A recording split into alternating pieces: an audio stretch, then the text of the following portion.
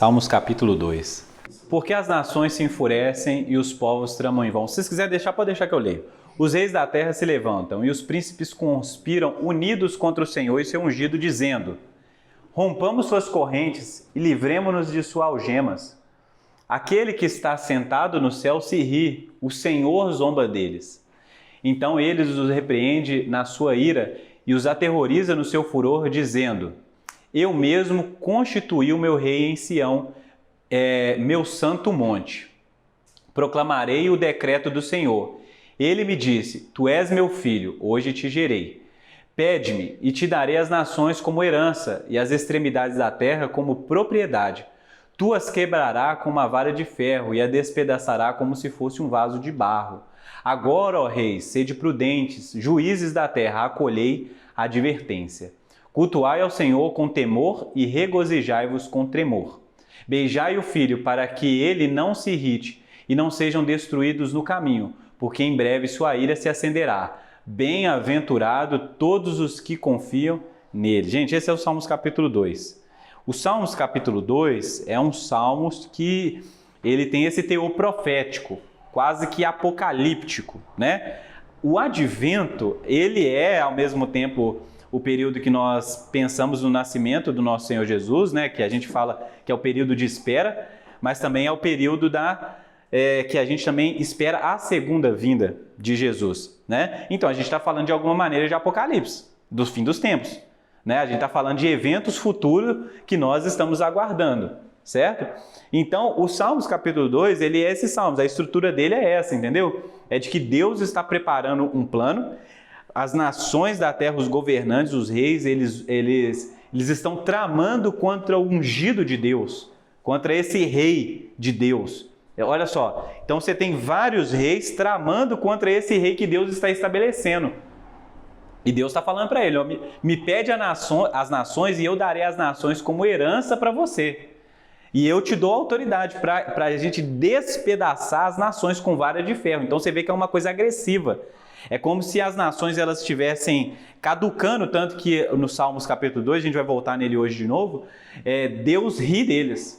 É como se eles falassem: ó, vocês estão tramando contra o meu ungido, e Deus está zombando deles, que eles falam, é a maior loucura. É aquela risada que você dá diante de uma coisa que é inconcebível, entendeu? É uma risada de ironia mesmo. Porque em vez de vocês se ajuntarem e pedirem a bênção desse ungido, vocês estão tramando contra ele. Olha só, eu vou dar autoridade para ele despedaçar as nações. Então, enquanto ele oferece perdão, beijem a mão, beijem o ungido. O que é essa expressão beijar? É essa pessoa que se submete a esse rei. Por quê? Porque se você se submeter a esse rei, significa que quando ele vir na sua ira, ele não vai o quê? Guerrear contra você, porque agora você se tornou o quê? Um aliado dele. Entendeu? Você se submeteu a ele. Então veja só, é um Salmos apocalíptico, entendeu? O Apocalipse a gente sabe, entendeu? Que é o período do juízo de Deus. É o período onde Deus na sua segunda vinda, Jesus na sua segunda vinda, ele vai realmente julgar as nações. Ele vai realmente, pela última vez, descer como um juiz mesmo. E aqueles que o receberam, aqueles que se aliaram a ele, receberão a vida eterna, o gozo eterno, os galardões. Mas aquelas pessoas que permaneceram em ira, incredulidade, essas pessoas serão julgadas. Elas estão fazendo as próprias escolhas. Eles estão tramando contra o ungido de Deus, achando que há como mudar o curso final da história. Mas não há como mudar o curso final da história. A questão não é por que Deus não salva todo mundo. Não é questão de que Deus salva todo mundo. Deus oferece a sua salvação. Ele proclama e conclama também a todas as pessoas da terra para que essas pessoas se arrependam dos seus pecados e se voltem para Jesus. Mas as pessoas, mesmo sabendo da existência de Jesus, da salvação, elas dizem: não, eu não quero isso para a minha vida. Então, mais do que justamente, acontecerá realmente um evento onde elas estarão tramando contra o próprio Deus, contra os planos de Deus, mas Jesus vai vir realmente em ira contra elas, mas contra aqueles que ele irá salvar, ele virá realmente em misericórdia. Não será mais contra, mas a favor, né? Então eu queria falar que o quarto domingo do Advento, o primeiro domingo do Advento, nós falamos sobre realmente essa promessa da chegada do Messias. Nós conversamos, por exemplo, como que Israel estava vivendo um período de devastação, de miséria, né? Israel, o povo de Deus, o povo eleito de Deus, o povo da aliança, como eles haviam sofrido na mão de outros povos pagãos. Sofreu na mão do Egito, no Império Assírio, Império Babilônico, a própria Grécia, né, imperou sobre eles e, por último, agora eles estão sob o domínio de Roma. Né? Então, a nação que era para ser a nação forte, a nação que reflete mesmo a glória de Deus, estava vivendo um período de ser subjugada, despedaçada, destruída, enfim. Eles estavam vivendo esse período e havia uma expectativa messiânica, a expectativa de que Deus prometeu na sua palavra, por meio dos profetas, por meio enfim, das escrituras, de que de fato chegaria o período em que eles experimentariam de novo a restauração de Israel. E eles estavam esperando talvez um libertador, talvez um rei igual Davi, uma pessoa que realmente ia juntar os exércitos israelitas ali, judeu, ia montar um exército, ia pelejar contra Roma e quem sabe aí destruir Roma e Israel poder ter paz de novo. Porque Roma agora estava subjugando Israel. Né, gente? Então a gente tem isso, a gente tem, por exemplo, a gente falou da pregação de João Batista, quando João Batista proclama que é chegado o Messias, que esse é o Cordeiro de Deus que tira o pecado do mundo, o que acontece? João Batista fala, arrependei-vos. Então como que prepara o caminho, como que nós nos preparamos para a chegada do Messias? Arrependendo dos nossos pecados. Nós precisamos nos arrepender dos nossos pecados. Por quê? Porque o nosso pecado, ele é contra esse Deus. O nosso pecado é o nosso grito de dependência contra Deus. E isso fez com que a gente ficasse o quê? Que os nossos caminhos ficassem tortuosos. Que ficasse a relação, o caminho para Deus se tornasse algo obscuro, algo difícil. Mas olha só, arrepender dos nossos pecados significa aplanar o caminho para que o Messias possa passar e a gente possa se encontrar com ele. É como se um rei estivesse chegando na nossa cidade e a gente então começasse a aplanar o caminho para que realmente esse rei chegasse com honra e seja bem recebido. Entendeu? Então, essa é a conclamação do Evangelho, tá bom? E a gente falou da pregação de João Batista nos últimos domingos e hoje a gente vai falar da anunciação da chegada de Jesus. Né? Então, Lucas capítulo 2 diz assim: naquela mesma região haviam pastores que estavam no campo à noite tomando conta do rebanho. Um anjo do Senhor apareceu diante deles e a glória do Senhor os cercou de resplendor. E ficaram com muito medo. Mas o anjo lhe disse: não temais, porque vos trago novas de grande alegria para todo o povo. É que hoje na cidade de Davi vos nasceu o Salvador, que é Cristo Senhor. E este será o sinal para vós: acharei um menino envolto em panos deitado em uma manjedoura. Então, de repente, uma grande multidão dos exércitos celestiais apareceu junto ao anjo, louvando a Deus e dizendo: glória a Deus nas maiores alturas e paz na terra entre os homens, a quem ele ama. E logo que os anjos se retiraram, indo para o céu, os pastores disseram uns aos outros: vamos já até Belém para ver isso que aconteceu e que o Senhor nos revelou. Foram então com toda pressa e acharam Maria e José e o menino deitado na manjedoura. E vendo, contaram tudo o que lhe havia sido dito sobre o menino. E todos que o ouviam, os pastores, ficavam muito admirados. Maria, porém, guardava todas essas coisas, medindo sobre elas no coração. E os pastores voltaram glorificando e louvando a Deus por tudo que tinha visto e ouvido, como lhes fora falado. Gente, olha só que interessante. A gente tem um acontecimento aqui. Jesus nasceu. O Messias chegou. Mas o Messias chegou meio que em secreto, meio que no silêncio. O grande Messias que o povo de Israel esperava. O Messias que o povo de Israel esperava era um guerreiro, como foi Davi.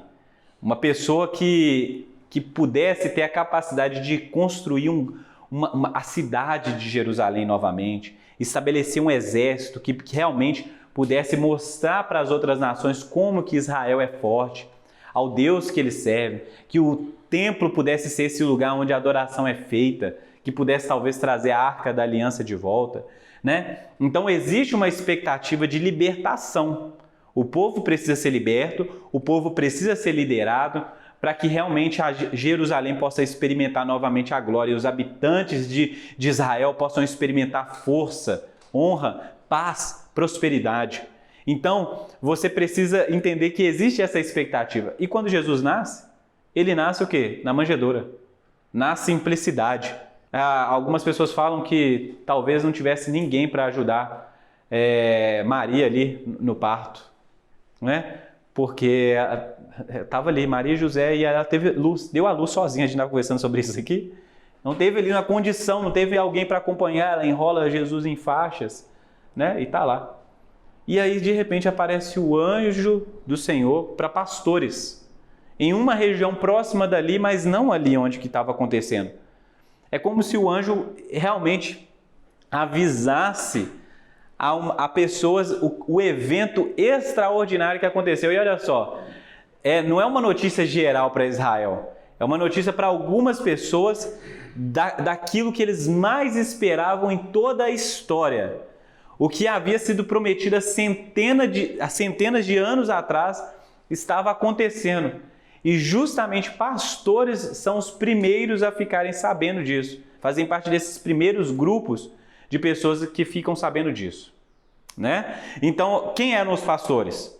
Os pastores eram realmente pastores de ovelhas. Estavam trabalhando, eles estavam inclusive trabalhando. Eles estavam ali no campo com as ovelhas. Eles não eram pessoas que eram bem vistas pela sociedade, pela cultura que eles faziam parte. Por quê? Porque os pastores não podiam guardar todas as leis cerimoniais, entendeu?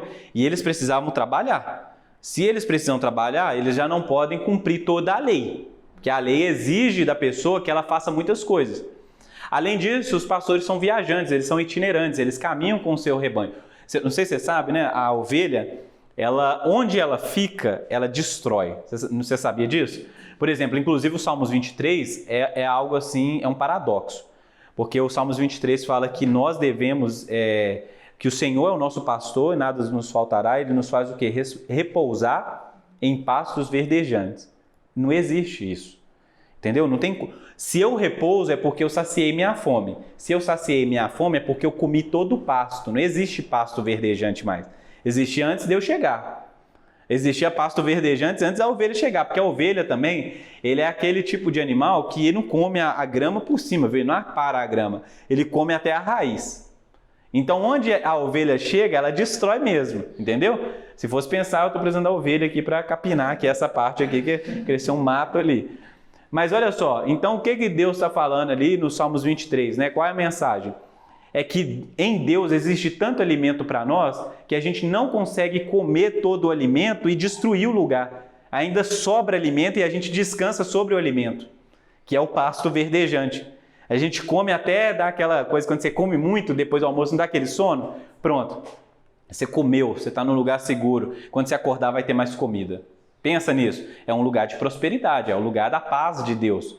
Então, os pastores aqui, eles tinham que ficar viajando mesmo no território de Israel com as suas ovelhas, procurando pastos, né? Então, eram pessoas que também não tinham uma vida fixa em um lugar. E alguns pastores também tinham uma má reputação, porque eles já não cumpriam as leis cerimoniais e alguns deles se tornaram até pessoas duvidosas. Tanto que se você tivesse um caso, você precisasse de testemunha, o pastor não podia ser uma testemunha, porque ele era uma pessoa ali duvidosa, de caráter duvidoso, entendeu? Muitos deles até se envolviam em negócios ali estranhos, vamos dizer assim. Então, olha só, o anjo aparece para esse tipo de gente. Em contraste com os reis magos, né? Que eram pessoas ali da alta nobreza, eram pessoas de status, os pastores não eram. Eles fazem parte daquela classe que a gente diz assim que é periférica ao povo de Israel, né? Quem faz parte dessa classe? Os pecadores, entendeu? As prostitutas, os órfãos, os doentes, os pastores estão nessa classe aí. E aparece justamente um anjo do Senhor para eles. Não podia aparecer na sinagoga? né? Não podia aparecer ali para um mestre da sinagoga ali, para um fariseu, para um escriba, mas não, aparece justamente o quê? Para pecadores. A gente já tem aqui na mensagem aqui algo claro, entendeu? De que realmente o evangelho ele se manifesta justamente para pecadores, para gente que teoricamente na lógica não merece, entendeu? Não é gente boa. Que a gente falaria, não, o evangelho está mais fácil para quem já tem um coração inclinado. Não, aparece para quem não consegue cumprir a lei. E o evangelho aparece. E o anjo do Senhor, então vamos versículo por versículo aí. Versículo 8, naquela mesma região havia pastores que estavam no campo à noite tomando conta do rebanho. E um anjo do Senhor apareceu diante deles, e a glória do Senhor cercou de resplendor e ficaram com muito medo. Por que eles ficaram com medo, gente? Eu preguei aqui no último culto o texto de Isaías, capítulo 6, culto à noite. Não sei se vocês estavam. Mas o texto de Isaías diz que o profeta Isaías teve uma visão de Deus. Ele estava no templo de Deus e a bainha, a orla do manto de Deus, do rei, cobria todo o templo. Então eu pedi às pessoas para imaginar isso. Eu queria que você imaginasse isso aqui, porque é uma visão da glória de Deus. E os pastores aqui, eles estão com medo porque eles viram a glória de Deus. A glória de Deus chegou nesse lugar. Então, quando Isaías vê o manto, gente, a bainha, a parte de baixo da roupa, que enche todo o templo, então imagina, esse é um Deus gigantesco. Esse Deus é maior do que um homem. A bainha dele enche todo o templo, que era algo extraordinário, era grande. A sua bainha. E os serafins, eles diziam uns aos outros, santo, santo, santo, é o Senhor Todo-Poderoso, a terra toda está cheia da sua glória. Serafins encandecidos, pegando fogo, diante da santidade de Deus, não ousavam olhar para Deus, mas olhavam uns para os outros, como gente que está pasma, de que fala assim, você viu? Eu estou vendo ele. E quando você vê uma grande coisa, você não fica olhando para essa coisa. É a mesma coisa se você vai diante de um grande monumento, uma grande montanha, você vê um tubarão passando, você não fica olhando para o tubarão, você diz para outra pessoa, está vendo um tubarão ali? Eu vi ele. Então, quando você está diante de algo muito grande, normalmente você adora de olho aberto. Você fala assim, eu vi. Você diz para uma pessoa, você comunica a ela. E os serafins tinham isso, eles diziam uns aos outros, santo, santo, santo é o Senhor Todo-Poderoso. A terra está cheia da sua glória. Porque se o manto dele cobre todo o templo, imagina a glória dele, a presença dele. Ele é maior do que tudo, ele é maior do que o próprio templo. Porque as pessoas achavam que Deus cabia dentro de uma arca. Mas Deus não cabe dentro de uma arca. O manto, a bainha do seu manto é maior do que o templo. E quando o Isaías ele olha para os serafins e ele olha para Deus, ele está tendo uma visão da glória de Deus, de quem Deus é, na verdade ele não consegue compreender o todo, mas uma parte foi apresentada. E essa parte é muito maior do que aquilo que ele imaginava. Então Isaías percebe o quê? Ai de mim, porque o quê? Eu sou pecador. Eu tenho lábios impuros, habito no meio de um povo que tem lábios impuros também. Eu sou pecador. E se esse Deus é santo e a bainha dele enche toda a terra, todo o templo, e a glória dele enche toda a terra, ele vai acabar comigo. Eu vou morrer. Não vou resistir à glória dele, porque eu sou pecador e ele é santidade. Ele é justo. Ele é fogo consumidor e eu sou palha. Não tem como. Eu estou na presença dele, então é os meus últimos minutos, é os meus últimos segundos de vida, ai de mim. Mas o que a gente vê no texto de Isaías, capítulo 6, é que um serafim, ele pega uma brasa e coloca na boca de Isaías e fala, seus pecados foram perdoados. Né? Olha só o que a gente tem aqui, muito semelhante. Um anjo do Senhor apareceu diante deles e a glória do Senhor cercou de resplendor e ficaram com muito medo. Por quê? Porque os pastores eles sabiam dos seus pecados. Os pastores sabiam que eles também eram pecadores, que eles não mereciam a graça de Deus.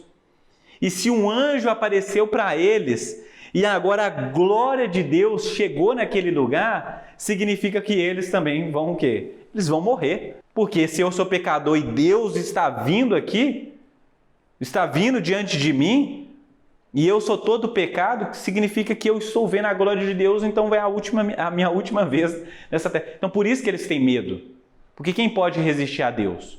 Vocês lembram, por exemplo, de quando Deus apareceu a Moisés no Monte Sinai e que ninguém podia tocar o monte, nenhum animal, porque se o animal tocasse o pé do monte, né, nem lá em cima não, o pé do monte o animal caía morto, porque o animal tinha pecado, porque os seres humanos tinham pecado. Então o povo fala, Moisés, vai tu, eu não quero ir, entendeu? Fala tu com Deus, não deixa ele falar com a gente não, porque a gente vai morrer.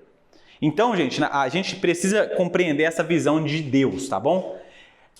Deus é um ser totalmente santo, totalmente glorioso e perfeito. E nós nos rebelamos contra esse Deus. Nós dizemos no Éden, eu não quero você. E eu sou contra os seus planos. Na verdade, eu não quero a sua comunhão, eu quero guerra com você. A gente não vê o pecado dessa maneira, mas o pecado é isso. É uma guerra contra Deus, é uma declaração de dependência, de que eu não preciso de Deus para viver. Eu não preciso de Deus para ser feliz. Eu não preciso de Deus para nada. Eu não preciso de Deus. O que eu preciso é de mim mesmo, eu me basto. E Deus está mostrando, olha só, eu sou justo. E o pecado não vai prevalecer diante de mim, porque eu não vou suportar o pecado por muito tempo. E os pastores têm consciência disso, por isso que ele tem medo. Mas o anjo, olha só, versículo 10.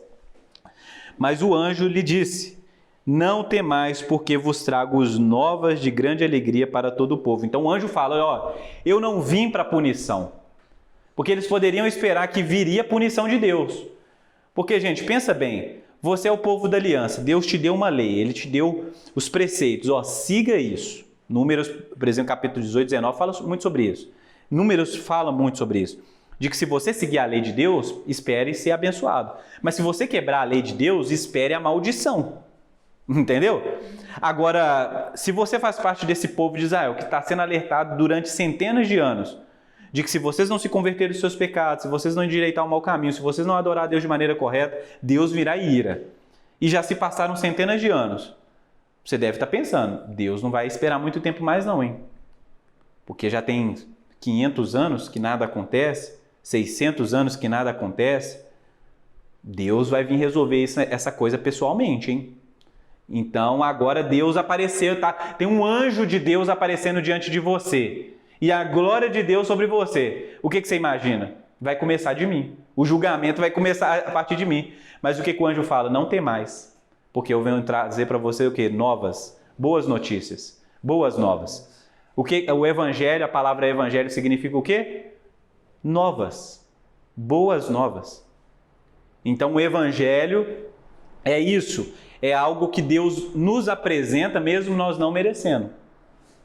Então, qual que é a boa notícia? A boa notícia é que hoje vos nasceu o quê? O Salvador.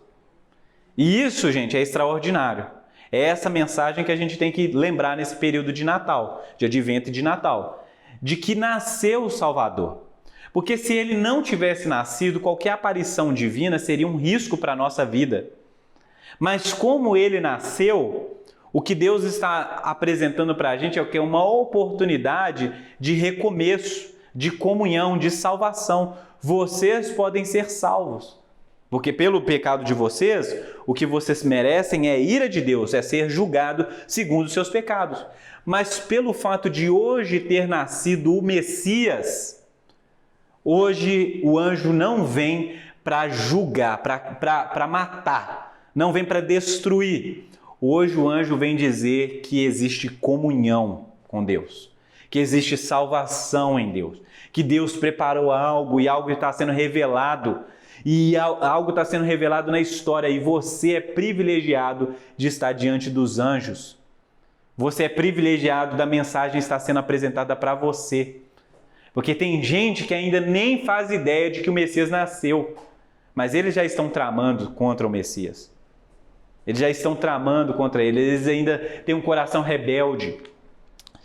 E essa é a mensagem, é que hoje, versículo 11, é que hoje na cidade de Davi vos nasceu o Salvador, que é Cristo o Senhor. Então, olha só, o que significa essa ideia de que é Cristo o Senhor? A palavra Cristo é a mesma palavra no grego para a palavra no hebraico Messias. Cristo e Messias é a mesma coisa, tá bom? Jesus Cristo é Jesus o Messias. E o que significa Messias e o que significa Cristo? Ungido. É ungido, untado, lambuzado de óleo, que é aquela mesma cerimônia que tem que Davi, né, é ungido para ser rei de Israel. E aí então o profeta derrama óleo sobre a sua cabeça e sela ele e diz: agora você está preparado para um ofício. Então quem nasceu é aquele que recebeu um ofício, uma função, uma tarefa de ser esse rei, o rei prometido. Então aqui eu já vou levantar uma questão que é muito importante para nós, de que não existe salvação em Jesus sem que a pessoa também receba o senhorio de Jesus na sua vida. Sabe essa ideia de que Jesus se tornou o meu Salvador, mas não se tornou meu Senhor? Não existe.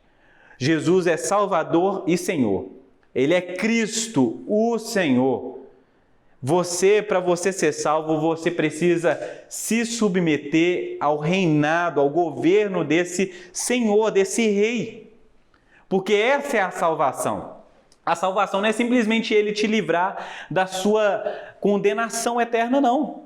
A salvação é Ele te livrar da sua condenação eterna e você se submeter a sua vida ao senhorio dEle. Agora Ele se tornou seu dono, agora Ele governa sobre a sua vida. Não existe amizade com Deus sem você obedecer a Deus. E por isso que hoje é o 4º domingo do Advento e a gente está falando sobre isso. De que eu preciso me arrepender, eu preciso me submeter. A boa notícia é que a minha vida precisa mudar porque o Messias chegou. Porque agora eu sei da existência do Messias. Então toda vez que alguém prega o Evangelho para você, você é notificado mais uma vez que o Messias nasceu. E claro, pelo Evangelho nós sabemos que Ele morreu e ressuscitou. E se Ele ressuscitou e está sentado à destra de Deus o Pai, numa posição de honra, de governo, eu preciso entender que a salvação é a minha vida sendo entregue a Ele. Não sou eu que recebo Ele como meu Salvador, é Ele que me recebe na sua comunhão. É Ele que diz: Iácia, Sara, Paula, vocês estão sendo convidados para a minha comunhão, para o meu senhorio, para fazer parte do meu reino. Eu estou oferecendo amizade para vocês, comunhão com vocês, para que vocês possam desfrutar das benesses que é fazer parte do reino de Deus, das bem-aventuranças. Mas não se esqueçam, eu sou o dono de vocês. Eu conquistei vocês, porque a própria Bíblia deixa claro que nós éramos escravos de Satanás. Era Satanás quem governava a nossa vida. Era Satanás que dominava sobre a nossa vida. Mas Deus nos resgatou. Então, quando Ele nos resgata, o que Ele está fazendo? Ele tira a gente do domínio de uma outra pessoa e agora nós somos dele, é nosso. Entendeu? É dele. É como se Ele estivesse dizendo: agora vocês são meu. Vocês são o meu povo. Vocês são os meus filhos. Mas isso não significa que Deus nos resgata para a gente viver uma vida de qualquer maneira. Nós precisamos agora viver uma vida condizente com esse Deus que nos salva. A gente precisa agora nos aliar a Ele. A gente precisa compreender quais são as suas vontades, aquilo que realmente Ele deseja, como Ele deseja que nós vivamos. Então nós somos convocados a abandonar os nossos pecados, nós somos convocados a abandonar essas práticas que o desagradam, que são contra o seu reino. Porque quando nós cantamos "Venha ao teu reino", nós estamos dizendo: Deus, a minha vida está diante do Senhor, governa sobre a minha vida, governa sobre o meu trabalho, governa sobre a minha casa. Então uma pessoa verdadeiramente salva, ela vai progredir a cada vez mais a uma submissão total a Deus.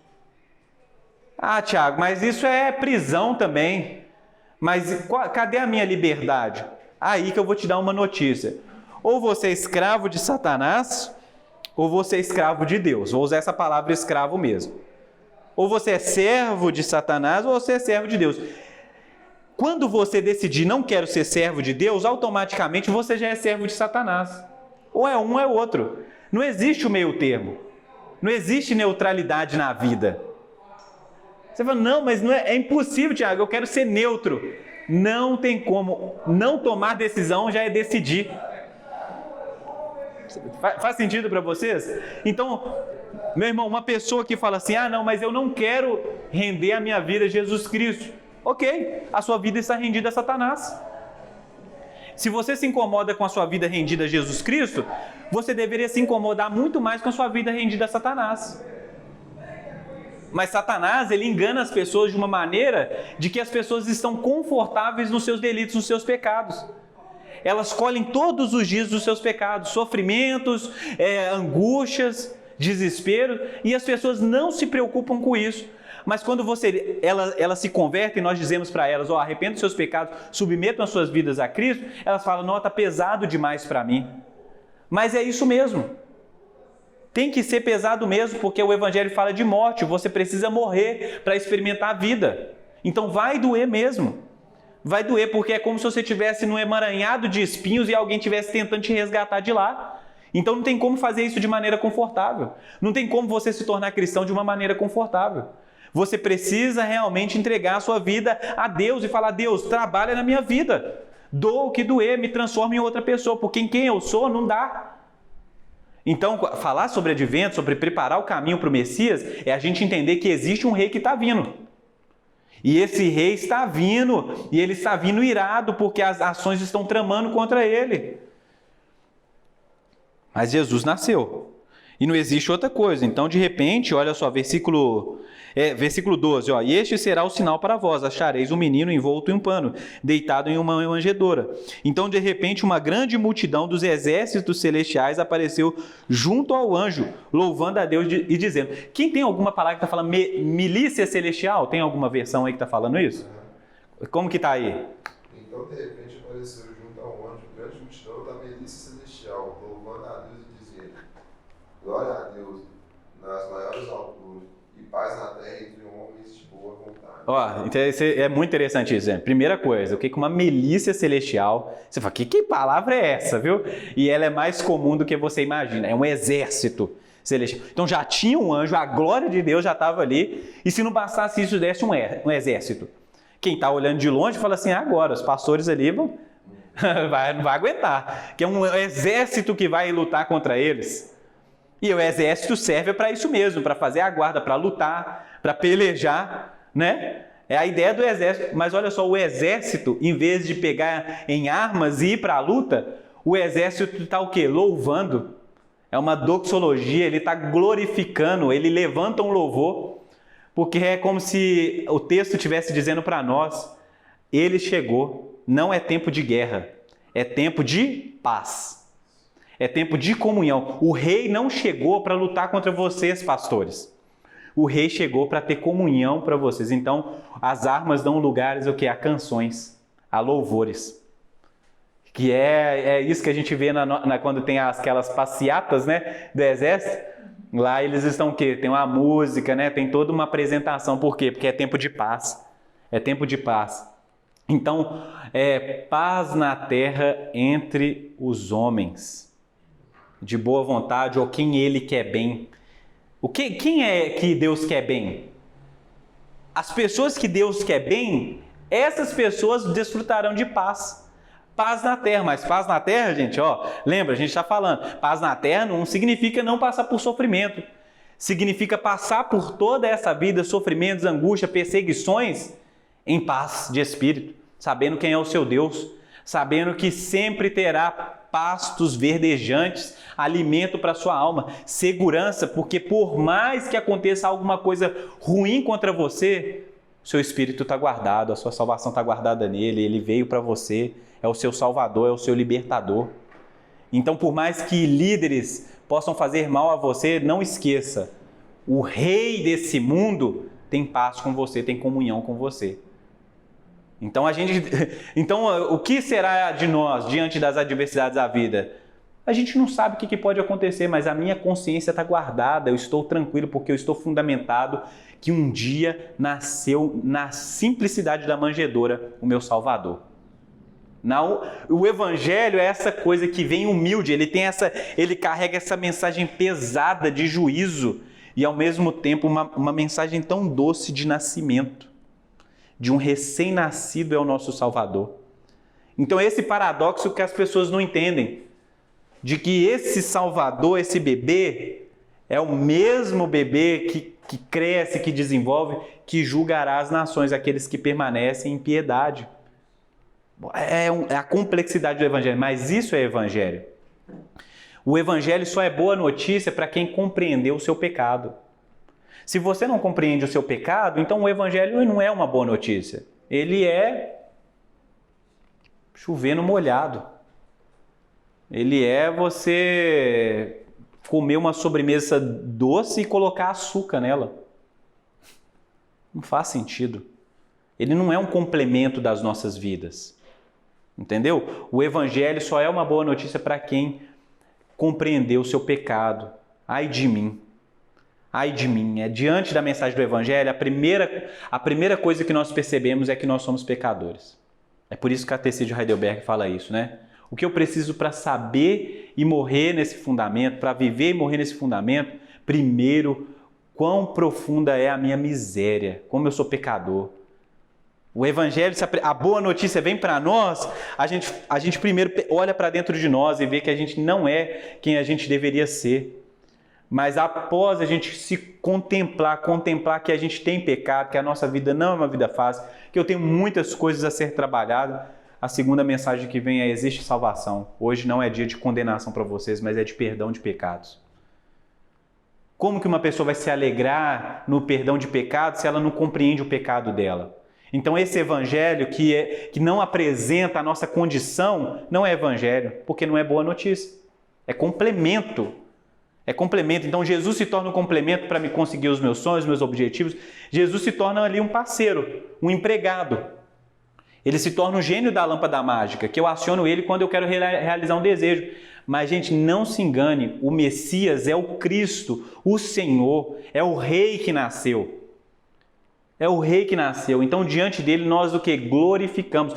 Fazemos como os anjos, que contemplamos a graça de Deus e glorificamos ele. Glória a Deus. Glória a Deus. Glória a Deus nas maiores alturas e paz na terra entre os homens a quem ele quer bem. Monergismo, né? É os céus e a terra se encontrando. São os anjos e os pecadores. É a boa notícia e a pecaminosidade se encontrando. É o que acontece domingo todo aqui. Nós chegamos aqui com os nossos pecados. E a glória de Deus se manifesta entre nós. Mas em vez de condenação contra o nosso pecado, nós recebemos o que é a oferta do perdão. A oferta do perdão, da comunhão, da paz. Abra sua Bíblia em Salmos capítulo 2. Vamos ler lá de novo. Como que nós vamos celebrar o nascimento do Messias se a gente não sabe o que a gente precisa ser salvo? Quem é esse Messias que chega? Como que a gente gera expectativa de alguém que a gente não espera? Não faz sentido. Chega de qualquer maneira. É a mesma coisa de às vezes você está ali e tal, e uma pessoa chega ali, você nem estava esperando ela, mas você também nem sabia que ela existia, então tanto faz. Mas se alguém te avisa, ó, eu estou indo, hein? Você já arruma a sua casa, você já faz o almoço.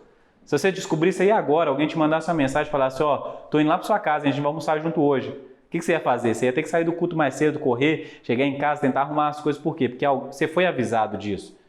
Dependendo de quem é essa pessoa, você daria a ela maior honra ainda. Faria o melhor que você pudesse para causar essa boa impressão, para dizer para ela, ó, eu quero comunhão com você. Agora, se você não quer comunhão com a pessoa, você fala com ela, ó, não tem almoço hoje não. Hoje, ó, tá ruim, vou almoçar fora. Você nem vai receber ela.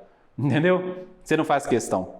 Salmos capítulo 2, versículo 1 diz assim: porque as nações se enfurecem e os povos tramam em vão.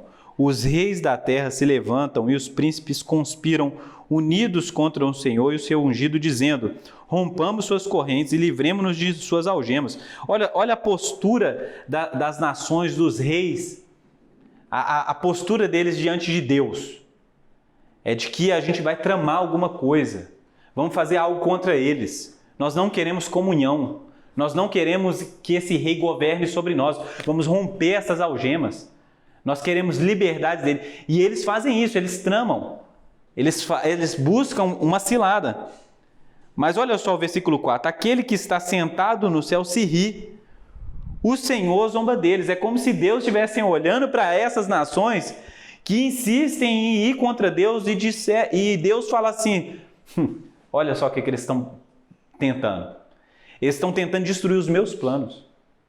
Eles estão Eles não estão levando em consideração que eu sou soberano, que eu sou o Criador dos céus e da terra, que não existe vida sem mim, que não existe paz sem mim, que só existe guerra, que sem mim eles mesmos se tornam inimigos uns dos outros, que Satanás governará sobre a vida deles. Mas os reis da terra não percebem isso, pelo contrário, eles estão inflamados em ira, eles estão inflamados contra Deus, e Deus está rindo contra eles, como se tolos, como vocês pensam nessas coisas? Então, eles os repreendem na sua ira e os aterroriza no seu furor, dizendo: eu mesmo constituí o meu rei em Sião, meu santo monte. Então, Deus avisa esse povo: ó, eu já tenho o meu rei, eu já constituí o meu rei. Vocês, como rei, vocês estão tramando contra mim, mas eu também tenho o meu rei, e eu já constituí ele no monte Sião. Pede-me, eu proclamarei um decreto, versículo 7. Proclamarei o decreto do Senhor. Ele me disse: tu és meu filho, hoje te gerei. Então é o rei aqui. Pede-me e te darei as nações como herança e as extremidades da terra como propriedade. Tu as quebrarás com uma vara de ferro e a despedará como se fosse um vaso de barro. Então olha só, pede-me. É como se Deus estivesse falando pro rei dele, falando: ó, pede-me e eu te darei as nações. Pede-me e eu te darei as nações. Então por que Satanás tenta, por exemplo, Jesus? Eu te darei todas as nações dessa terra, se prostrares e me adorares. Por que Jesus não se prostra? Primeiro porque é Satanás, lógico, não vai se prostrar a Satanás, mas porque Jesus tinha uma promessa. Ele sabia que os salmos falavam a respeito dele. Pede-me e te darei as nações. Jesus sabia que era algo que ele podia pedir a Deus. E é justamente o que Deus faz. Deus dá as nações para Jesus. Porque ele é o rei legítimo. Satanás não é o rei desse mundo. Ele não é dono de nada aqui. Provisoriamente ele governa sobre os filhos da impiedade. Mas quem é dono de fato, quem é o rei, é Jesus. Jesus é o rei. Ele é o rei prometido nas Escrituras. Ele é o Messias, ele é o ungido.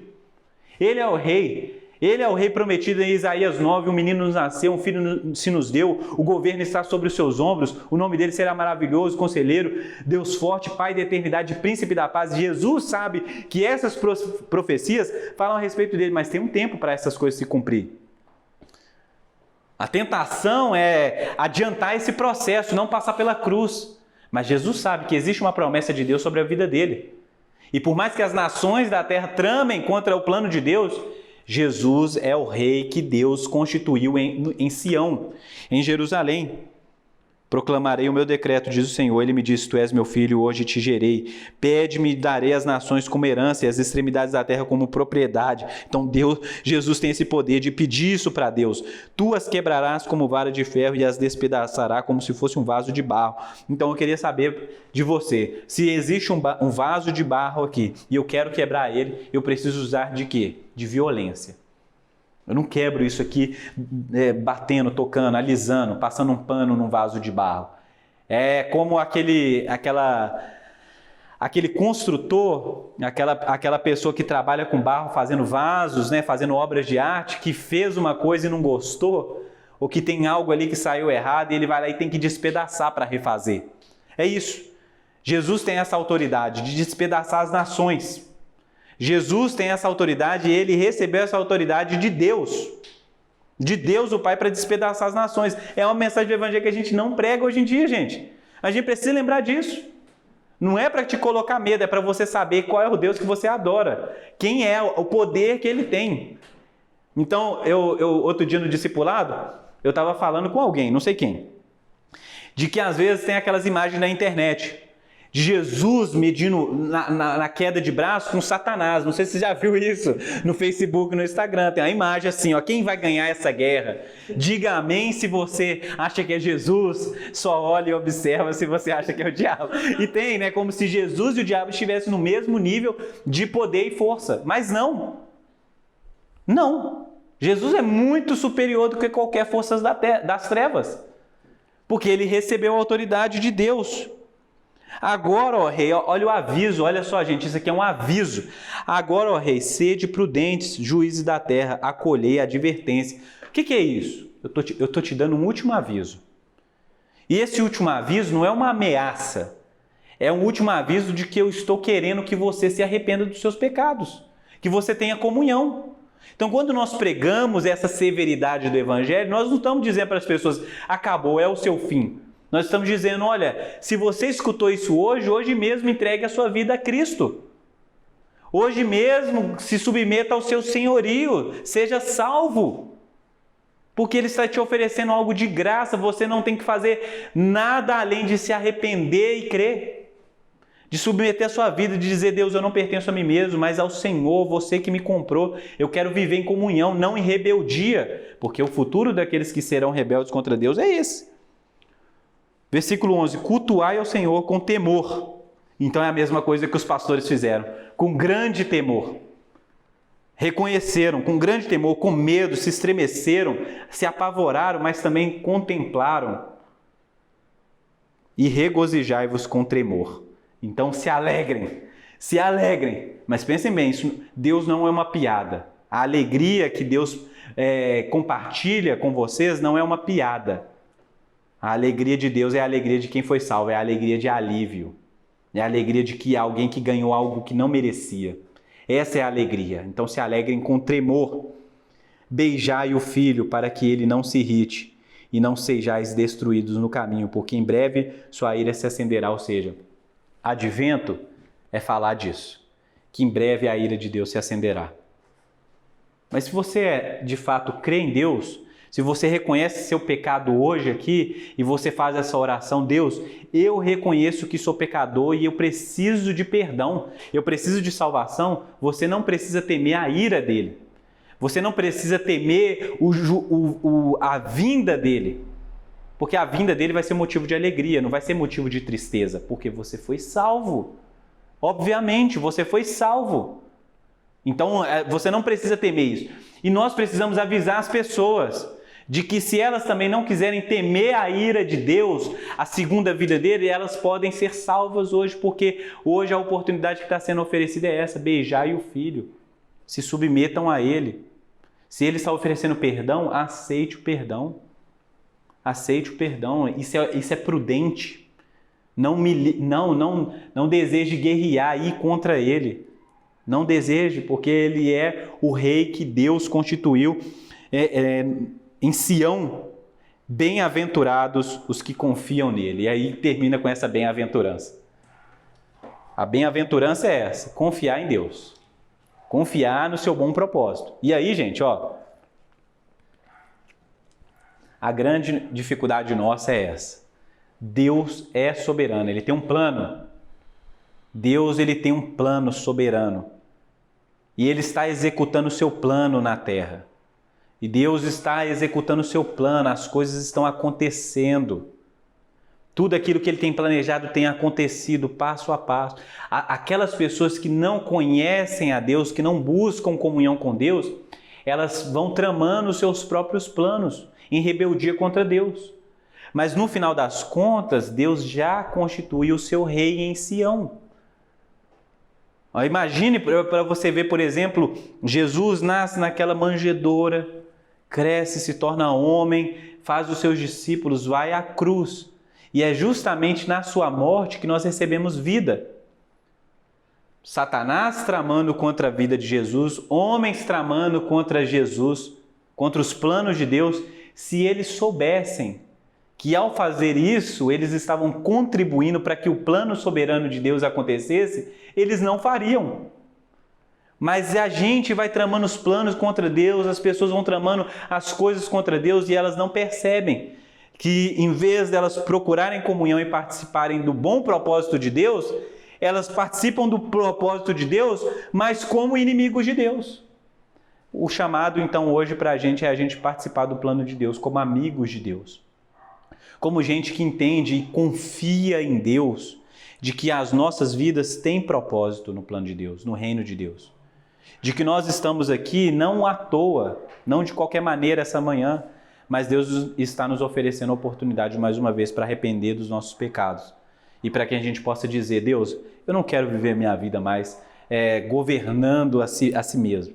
Eu quero que o Senhor governe sobre ela, sobre a minha família. Perdão, eu tenho pecado contra Ti. Cada vez que eu peco é rebelião contra o Senhor, mas eu não quero ser rebelde. Eu quero ser submisso. Eu quero desfrutar de felicidade. Eu quero me alimentar do Senhor. Eu quero me alimentar das verdades. Eu quero me alegrar por saber que eu estou sendo salvo. É essa que tem que ser a nossa postura hoje. Um compromisso com Deus. Um compromisso com Deus, não levar a nossa vida como se ela fosse de qualquer maneira, não ser cristão só de domingo, gente que só é crente na igreja, não. Nós precisamos ter a nossa vida rendida a Deus, a vida entregue a Deus, uma vida que é realmente uma expressão de alguém que se rendeu, baixou as armas e falou: eu não vou mais lutar contra o Senhor, eu quero paz, eu quero viver paz com o Senhor. E a promessa é essa, que é paz na terra entre os homens, a quem Deus quer bem, e Deus nos quer bem. Deus quer a nossa comunhão, Deus quer realmente a nossa adoração, o nosso culto.